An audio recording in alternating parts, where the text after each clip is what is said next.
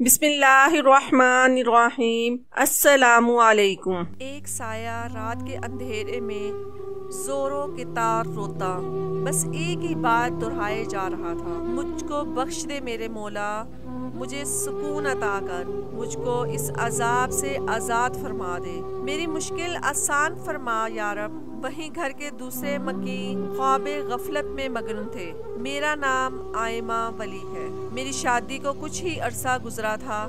इस दरमियान में बामुश्किल 1 या 2 दफ़ा ही अपनी सास के कमरे में मैं गई थी, वो भी सिर्फ चंद मिनट के लिए। मेरा शौहर एक बहुत बड़ा बिजनेसमैन था। इस सिलसिले में वो ज़्यादातर मुल्क से बाहर ही रहता था। मैं एक बैंक में जॉब करती थी।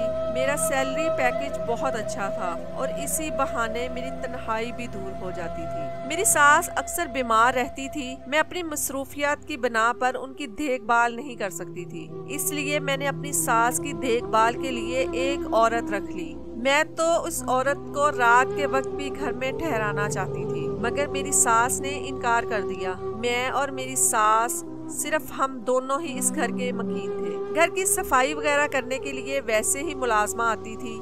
खाना बनाने के लिए भी एक कुक रखा हुआ था जो खाना बनाकर अपने घर चला जाता था। मैं जब भी अपनी सास के कमरे के सामने से गुजरती थी, वो मुझे हमेशा इबादत में ही मसरूफ नजर आती थी। मैं भी वक्त की किल्लत की वजह से ज्यादा देर वहाँ नहीं ठहर पाती थी और बिना उनसे मिले ही वापस चली जाती। एक रोज रात के वक्त प्यास महसूस हुई तो मेरी आंख खुली। मैंने साइड टेबल पर पड़े जग की तरफ अपना हाथ बढ़ाया, मगर उसे खाली देखकर मैं अजीब सी कोफ्त का शिकार हुई। नाचार मुझे अपनी बिस्तर छोड़कर पानी लेने किचन में जाना ही पड़ा। मैं अभी पानी लेकर किचन से बाहर निकली ही थी कि मुझे किसी के रोने की आवाज सुनाई दी, जो स्याह रात की खामोशी और सन्नाटे को चीरती अजब खौफनाक सा वसवसा दिल में पैदा कर रही थी। डर के मारे मेरा दिल तेज रफ्तार में दौड़ने लगा। मैंने अपने अंदर हिम्मत जमा की और आहिस्ता आहिस्ता आवाज के ताक़ुब में बढ़ने लगी। दिल ने 1000 दफा सरनजिश की कि पलट जा वापस, मगर इस तजस्सुस का क्या करती जो खौफ के बावजूद मेरे अंदर अपनी पूरी शान के साथ उजागर हो रहा था। मैं थोड़ी ही दूर आई थी, मुझको ऐसा महसूस हुआ कि ये आवाज मेरी सास के कमरे से आ रही है। मैं एकदम बुखलाई लंबे लंबे कदम भरती हुई अपनी सास के कमरे में पहुंच गई। मैं हैरानी से सामने का मंजर देखने लगी, जहां मेरी सास जाए नमाज पर बैठी ज़ारो की तार रोते हुए खुदा ताला से अपनी रहमत की तलबगार थी। मेरी सास बार बार यही कहे जा रही थी कि मुझे माफ कर दे मेरे मौला, मुझे माफ कर दे। मेरी सास की आवाज अपने अंदर एक अजीब सा दर्द समोए हुए थी। मेरी सास के चेहरे पर तकलीफ के असर छाए हुए थे। मैं हैरत ज़दा सी अपनी सास को देखने लगी। जैसे ही मेरी नजर वॉल क्लॉक पर पड़ी, मेरी आंखें हुजम के अंदाज में फैल गईं। घड़ी में इस वक्त रात के 3 बजने वाले थे। अपनी सास का इस कदर बुरी तरह रोना मुझे वहशत में मुब्तला कर रहा था। मैं अपनी सास के नजदीक जाकर बैठ गई। मैंने जैसे ही अपनी सास के कंधे पर हाथ रखा, मेरी सास बेसाख्ता ही सिसक उठी। मुझे ऐसे महसूस हुआ जैसे मेरा अपनी सास के कंधे पर हाथ रखना मेरी सास को गहरी तकलीफ से दोचार कर गया। मैं एक दफा फिर से उनको अपनी तरफ मुतवज्जो करने की कोशिश करने लगी, मगर वो अपने काम में इस कदर गर्क थी कि मेरा हिलाना भी उनके काम में खलल न डाल सका। जैसे जैसे मेरी सास की रोने की आवाजें बुलंद हो रही थी, मेरे वजूद पर लर्जा सा तारी हो रहा था। मैं कुछ देर तो बैठी रही, फिर खड़ी होकर एकदम से अपनी सास के कमरे से निकलती चली गई। मैं अपने कमरे में गई और बिस्तर पर दराज हो गई। काफी देर तो मैं अपने सास के मुतालिक ही सोचती रही। फिर सोचते सोचते न जाने कब नींद ने मुझको अपनी लपेट में ले लिया। मुझको मालूम भी नहीं हो सका। मैं जब सुबह उठी तो काफी लेट हो चुकी थी। मैं जल्दी जल्दी तैयार होकर बैंक के लिए निकल गई। पूरे दिन में काम में बुरी तरह मसरूफ रही। इस दरमियान मेरे जहन से रात वाला वाकया बिल्कुल निकल चुका था। मैं जब घर पहुंची तब रात की स्याही हर सू अपने साए फैलाने में कामयाब हो चुकी थी। मैं फ्रेश होकर खाना खाने लगी। खाना खाकर मैं अपने सास के कमरे की तरफ चल दी। मैं अपनी सास के कमरे में पहुंची तो वहाँ मेरी सास सुकून भरी नींद से लुत्फ अंदोज हो रही थी। मैंने पहली दफा अपनी सास को सोते हुए देखा था। मेरी नजर जैसे ही उनके चेहरे पर पड़ी, मैं हैरान रह गई। वो अपना मखसूस दुपट्टा अपने मखसूस अंदाज में अपने चेहरे के गिर्द मजबूती के साथ लपेटे हुए थी। दुपट्टे के हाले में मेरे सास का चेहरा धमक रहा था। एक पल तो मेरी नजरें अपनी सास के चेहरे पर ठहर से गईं, जिस पर सिर्फ सोते हुए ही इत्मीनान झलक रहा था, वरना जागते हुए तो बेसुकूनी और दर्द भरे तासुरात ही हर वक्त अपना पहरा सजाए रहते थे। मैं फिर से एक नजर अपनी सास को देखकर अपनी सास के कमरे का दरवाजा बंद करती निकल गई। मुझे लेटे अभी थोड़ी ही देर हुई थी कि मेरा मोबाइल बजने लगा। मैं थके थके अंदाज में मोबाइल साइड टेबल से उठाकर मोबाइल की स्क्रीन पर अपनी नजरें दौड़ाने लगी। मेरी नजर जैसे ही मेरी मोबाइल स्क्रीन के ऊपर ब्लिंक करते नाम पर पड़ी, मेरे अंदर एकदम फुर्ती सी आ गई। अस्सलामुअलैकुम, कैसे हैं आप? मैं तेजी के साथ कॉल उठाते अपने शौहर के साथ बातचीत करने लगी। बातचीत करते वक्त मुझको वक्त का अंदाजा ही ना हुआ। न जाने कब 2 घंटे बीत गए। एकदम मेरे जहन में पिछली रात का वाकया पूरी आबोताब के साथ चमकने लगा। मैंने रात का पूरा वाकया अपने शौहर के सामने गोशगुजार कर दिया। अपनी सास के इस रवैये की वजह दरियाफ्त करने लगी। मेरा शौहर मेरी बात पर एक लंबी सांस खारिज करते मुझसे कहने लगा कि मेरी अम्मा शुरू से ही ऐसी बिल्कुल नहीं थी, बल्कि वो एक पढ़ी लिखी मॉडर्न खातून थी। वो सोशल वर्क में ही नहीं, बिजनेस के मामलात में भी हमेशा आगे आगे रहती थी। कोई भी काम हो, किसी किस्म की भी बिजनेस डील हो, मेरे अब्बू हमेशा मेरी अम्मा से मशवरा करते थे, और बेशक मेरी अम्मा के आइडियाज बेहतरीन होते थे। फिर अचानक हार्ट अटैक के बाइस मेरे अब्बू का इंतकाल हो गया और वो अपने अगले सफर को रवाना हो गए। मेरी अम्मा का गम बहुत बड़ा था, मगर उन्होंने अपने आप को संभाला, मुझे भी संभाला, हमारे बिजनेस को संभाला। मगर ये सारे काम अब वो पहले की तरह दिलचस्पी के साथ नहीं, बल्कि मजबूरी के तहत करती थी। मेरी अम्मा बिल्कुल तन्हा हो गई थी। मैं अपनी पढ़ाई में मगन था। फिर पढ़ाई खत्म करने के बाद मैंने बिजनेस की दौड़ को अपने हाथ में ले लिया। अपनी मेहनत और लगन के बलबूते पर मैंने पाकिस्तान से बाहर भी अपना बिजनेस स्टार्ट कर लिया, जो दिन दुगनी रात चुगनी तरक्की करने लगा। मेरी अम्मा भी मुझे कामयाब होता देखकर बहुत खुश हुई। मैं ज्यादातर मुल्क से बाहर रहने लगा। मेरी अम्मा बिल्कुल तन्हा हो गई। वो अक्सर बीमार रहने लगी, कभी कभी नींद में चिल्लाने लगती थी। वो नमाज कुरान पाक की पाबंद हो गई, पूरी पूरी रात रोती रहती। मेरी अम्मा ने लोगों से मिलना जुलना बंद कर दिया। वो तन्हा रहती। मैंने उनको काफी डॉक्टर्स को दिखाया, मगर बेसुध। मैं उनको जब भी घर से बाहर निकलने का कहता तो वो कहती कि ये तन्हाई मेरी सजा है, जो मैंने खुद के लिए मुंतखब की है।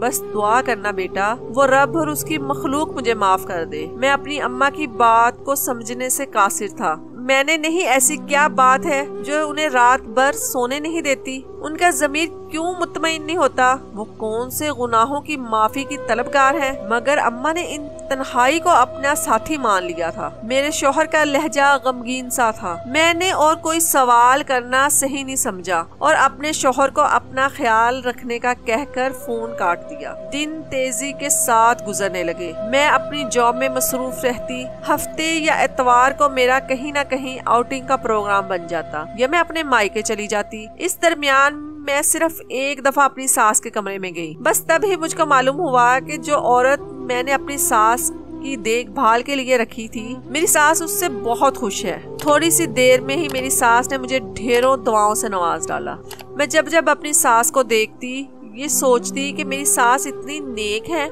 इतनी इबादत गुजार है, फिर न जाने कौन सा गुनाह इनको इतना मुस्तरिब रखता है। मैं बैंक से छुट्टी लेकर आज जरा जल्दी घर आ गई। तब उस औरत के साथ मेरा टकराव हो गया। मैं हुजलत भरे अंदाज में इसे मजीद अपनी सास का ख्याल रखने की ताकीद करती आगे बढ़ गई। वो मुलाजमा मुझसे कुछ कहना चाहती थी, मगर मैं अपने मोबाइल पर आती कॉल को अटेंड करती अपने कदम आगे बढ़ा गई। अभी मैंने चंद ही कदम आगे उठाए थे कि मेरी समात से उस औरत की आवाज टकराई। वो कह रही थी कि खुदा आपकी सास को जल्दी मार दे। उस औरत की बात पर मेरे चेहरे पर एकदम नागवारी सी छा गई। मैं फौरन उसे कॉल काटती, मगर वो औरत खारजी दरवाजा अबूर कर चुकी। भला वो ऐसा क्यों कह रही थी? मेरी सास एक अच्छी खातून है, इबादत गुजार है, फिर उनसे इस औरत को क्या मसला हो सकता है जो उस औरत ने मेरी सास के लिए ऐसा कहा, जबकि मेरी सास तो उस औरत की बहुत तारीफ कर रही थी। मेरे जहन में बहुत से सवालात उभरने लगे, मगर मैं अपना सर झटक कर अपने कमरे की तरफ बढ़ गई। मैं फ्रेश होती अपने सास के कमरे की तरफ चल दी। मैं अपने सास के कमरे के नजदीक पहुंचकर दरवाजे पर लगे हैंडल पर हाथ रखती, दरवाजा खोलकर कमरे के दहलीज पार करती, कमरे के अंदर गई। मेरी सास सामने ही बेड पर बैठी थी। हस्बे मामूल उनका मखसूस दुपट्टा उनके चेहरे के गिर्द मजबूती से बंधा था।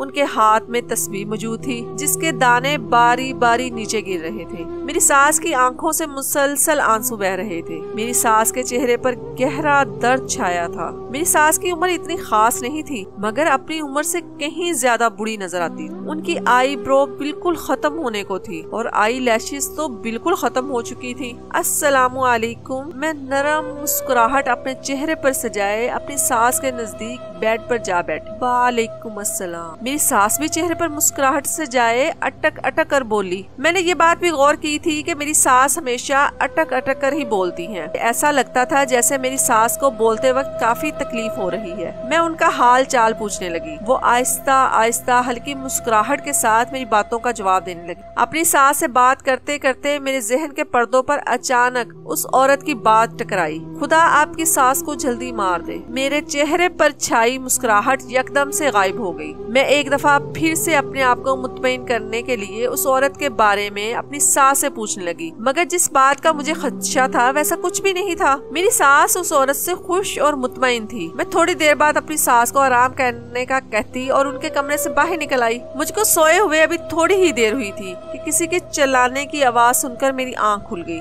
थोड़ी देर तो मुझको समझ ही नहीं आया कि क्या हो रहा है। फिर जैसे ही मेरे हवास काम करने लगे, मेरे जहन में सबसे पहले आने वाला ख्याल मेरी सास का था। मैं दौड़ती हुई अपनी सास के कमरे में पहुंची, जहां वो अपने सर को पकड़े हज़ियानी अंदाज में जोर जोर से चिल्ला रही थी। साथ ही साथ एक ही बात बार बार दोहराई जा रही थी, मुझको माफ कर दे, मुझको माफ कर दे। मैं जल्दी से अपनी सास के नजदीक पहुंची, फिर साइड टेबल पर रखे ग्लास में जग से पानी भरती, साथ ही मेडिसिन बॉक्स से नींद की दवा निकालकर पानी में मिलाकर अपनी सास को पानी पिलाने लगी। फिर कुछ देर बाद अपनी सास को नॉर्मल करने की कोशिश करने लगी। थोड़ी देर बाद मेरी सास की हालत कुछ बेहतर हुई तो तब कोई जाकर मेरी सांस में सांस आई। मेरी सास हल्की हल्की गुनूदगी में जाने लगी, मगर उस वक्त भी वो किसी मासूम बच्चे की तरह मुझसे फरियाद कर रही थी कि प्लीज तुम इनसे कहो ना, मुझे माफ कर दे। मैं अपनी सास को हौसला देने लगी। थोड़ी ही देर बाद मेरी सास पुरसकून होती हुई नींद की वादियों में गुम हो गई, मगर मेरी सास का ये अंदाज मुझको उलझा गया। मैं अपनी सास के सोने का यकीन करती, उनको अच्छे से कंबल उड़ाकर अपनी सास के कमरे का दरवाजा बंद करती, अपने कमरे की तरफ चल दी। मुझको अपने बिस्तर पर लेटने के बाद भी कोई आधे घंटे तक अपनी सास के बारे में ही सोचे आती रही। अगले दिन सुबह उठकर मैं मामूल के मुताबिक बैंक जाने के लिए तैयार हो गई। फिर अचानक कुछ सोचकर अपना रुख अपनी सास के कमरे की तरफ मोड़ लिया। मैंने अपनी सास के कमरे का दरवाजा खोला तो वो अब गहरी नींद में थी। मैं दरवाजे पर ही खड़ी एक नजर अपनी सास पर डालकर मुतमईन होती, वापस कमरे का दरवाजा बंद करती, घर से निकल गई। बैंक पहुंचे मुझे थोड़ी ही देर हुई थी कि रात को नींद पूरी ना होने की वजह से मेरा सर दर्द से फटने लगा। मैं जल्दी छुट्टी ले वापसी के लिए रवाना हो गई। मैं अपने कमरे में बेड पर लेटी हुई थी, तभी मेरे कमरे का दरवाजा नॉक हुआ। मैं उस वक्त सुकून चाहती थी। दरवाजा बजने की आवाज मेरे सर पर हथौड़े की मानद लग रही थी। मैं बेजार सा मुंह बनाती न चाहते हुए भी इजाजत दे गई। कमरे का दरवाजा खुला और वो औरत मेरे कमरे में दाखिल हुई। अस्सलाम वालेकुम बाजी, मुझे आपसे कुछ बात करनी है। वो औरत मेरे कमरे में दाखिल होते ही फौरन से मुझे सलाम पेश करती मुझसे मुखातिब हो गई। प्लीज अभी मुझे कुछ सुनने का मूड नहीं है, जाते हुए कमरे का दरवाजा बंद कर जाना। मैं बेजारी के साथ कहते अपनी आंखें बंद कर गई। वो औरत एक नजर मुझ पर डालकर दरवाजे की तरफ बढ़ गई। खुदा आपकी सास को जल्दी मार दे। خدا تعالیٰ ان کی آزمائش کو ختم کر دے۔ اس عورت کی آواز کے ساتھ ساتھ مجھے کمرے کا دروازہ بند ہونے کی آواز صاف سنائی دی۔ اس عورت کی بات مجھے بہت ناگوار گزری۔ میں اپنے ذہن سے ساری باتیں جھٹکتی، سر درد کی دوا لے کر سونے کی کوشش کرنے لگی۔ میں ان سارے حالات سے بہت بیزار ہوگی۔ مجھے سکون کی کسی اچھے ماحول کی اشد ضرورت تھی، اس لیے اگلے دن ہی اس عورت کے آتے ہی اسے چند ضروری ہدایات کرنے لگی۔ میرا ارادہ چند دن اپنے مائکے میں گزارنے کا تھا اور اس سلسلے میں اپنے شوہر سے بات کر چکی تھی۔ پہلے تو میرے شوہر نے اعتراض کیا، مگر میرے یہ کہنے پر کہ میرے آنے سے پہلے بھی تو میری ساس اکیلی رہتی تھی، اور اگر تمہیں چاہتے ہو تو اس عورت کو جس کو میں نے ان کا خیال رکھنے کے لیے رکھا ہے اسے رات کو یہیں ٹھہرنے کا کہہ دوں گی، وہ عورت ان کا بھرپور خیال رکھے گی۔ میرے شوہر کو ہی بنی۔ میں اپنا سامان لیتی اپنی کمرے سے نکلی تو سامنے ہی وہ عورت کھڑی تھی۔ او گاڈ، پھر سے نہیں! میں اس عورت کو دیکھ کر بیزاری سے کہتے اسے اگنور کر کے گزرنے لگی، مگر وہ پھر مجھ سے آوازیں دینے لگی۔ میں اس کی آواز کو ایسے نظر انداز کرنے لگی جیسے مجھے کچھ سنائی ہی نہ دے رہا ہو۔ اس سے پہلے کہ میں خارجی دروازے کو عبور کرتی، میری سماعت پھر سے اس عورت کے وہی الفاظ ٹکرائے۔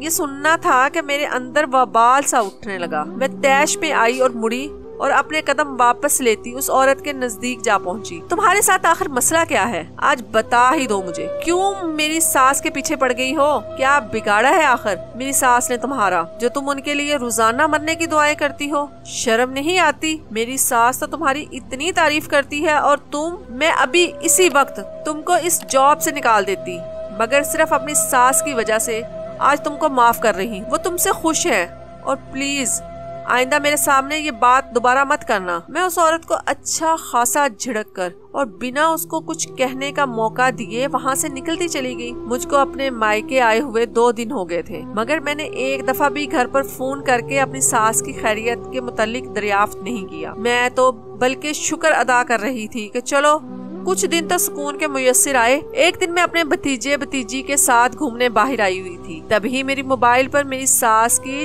ٹیک کیئر کی کال پر کال آنے لگی، مگر میں کال کو اگنور کرتی انجوائے کرنے لگی۔ شام کو جب میں گھر پہنچی تو میری نظر میری ساس کی ٹیک کیئر کے نمبر سے آئے میسج پر پڑی تو میری جان نکل گئی، کیونکہ اس میسج میں میری ساس کے انتقال کی ہولناک خبر تھی۔ گویا میرے حواس میرا ساتھ چھوڑ گئے، میرا دماغ بالکل سن ہو گیا۔ جیسے ہی میرے حواس تھوڑے بحال ہوئے، میں بنا اپنے گھر والوں کو بتائے فوراً سے کار گھر کی طرف بھگائی۔ جیسے ہی میرے حواس تھوڑے بحال ہوئے، میں بنا اپنے گھر والوں کو بتائے فوراً سے کار پوچھ کی طرف بھاگی۔ کار میں بیٹھ کر میں تیزی کے ساتھ کار چلاتی جلدی اپنے سسرال پہنچی۔ اس درمیان 1-2 دفعہ میرا ایکسیڈنٹ ہوتے ہوتے بچا۔ میرے سسرال میں ہر طرف رش لگا تھا۔ درمیان میں پڑی ڈولی پر میری ساس کفن میں لپٹی لیٹی ہوئی تھی۔ لوگوں نے بینڈ ڈالا ہوا تھا، پورے گھر میں چٹائیاں بچھی ہوئی۔ میری نظر جیسے ہی اس عورت پر پڑی، میرے اندر وبال سا اٹھنے لگا۔ وہ عورت میری ساس کی چارپائی کے نزدیک بیٹھی آنسو بہا رہی تھی۔ مجھ کو اس عورت سے نفرت سے محسوس ہونے لگی، جو ویسے تو ہر وقت میری ساس کے مرنے کی دعائیں کرتی رہتی تھی، اب کیسے دکھاوا کر رہی ہے۔ میں تیش میں آتی اس عورت سے باز پرس کرنے لگی، کیونکہ مجھے لگ رہا تھا ضرور اس عورت نے ہی کچھ ایسا کیا ہے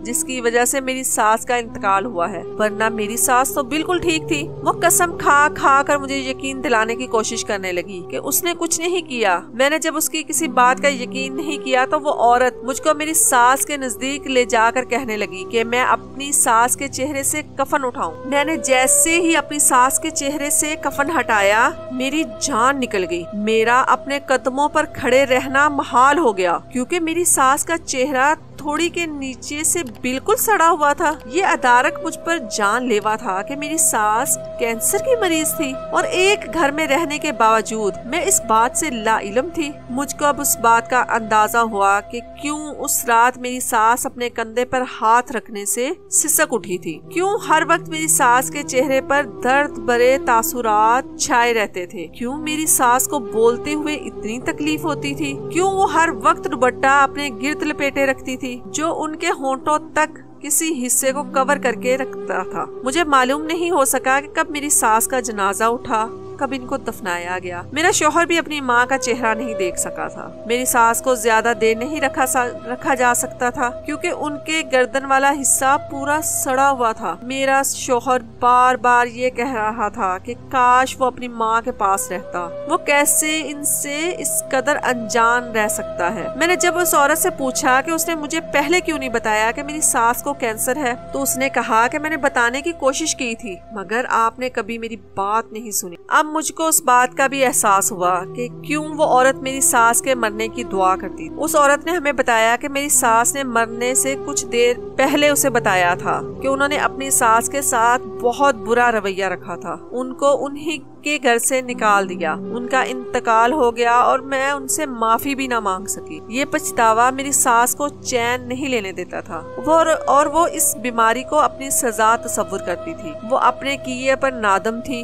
वो कहती थी कि दुनिया मकाफाते अमल का नाम है, उनको उनके किए की सजा मिली है। वो औरत अपनी बात कहकर कब की जा चुकी थी मगर मैं और मेरा शौहर हम दोनों ही गहरे सदमे में थे। हम कैसे अपने घर में मौजूद वजूद को नजरअंदाज करते रहते हैं कि वो इतनी बड़ी बीमारी से अकेले लड़ती रही और हम अनजान रहे। काश हम लोग अपने घर में मौजूद बूढ़े लोगों की कदर जान ले। हम कैसे जिंदगी की रंगीनियों में गुम होकर अपने माँ बाप को भूल बैठे थे। हमारे पास दोस्तों के साथ घूमने का वक्त तो होता है मगर अपने माँ बाप के साथ बैठने के लिए 2 पल नहीं होते। जब तक उनका साया हमारे सर पर सलामत रहता है हमको इस बात का बिल्कुल अंदाजा नहीं होता मगर जब इस बात का एहसास होता है तो वक्त गुजर चुका होता है और हमारे पास सवाए पछतावे के कुछ बाकी नहीं रहता। खुदा के लिए अपने माँ बाप की कदर करें जिनका लागर और कमजोर वजूद आपके घर का मजबूत शजर होता है मगर हम बेखबर अपनी मौज मस्तियों में मगन होते हैं, उनके वजूद को सिरे से ही फरामोश कर बैठते हैं। जब इस बात का हमको एहसास होता है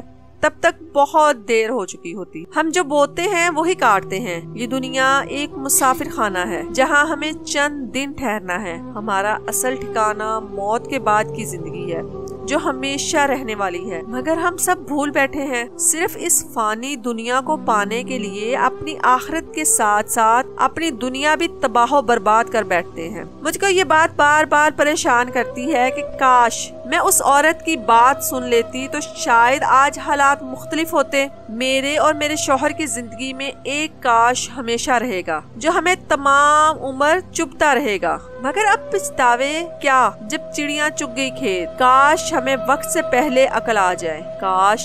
मगर अक्सर दफा हम अपनी पूरी जिंदगी सिर्फ काश काश करते ही गुजार देते हैं।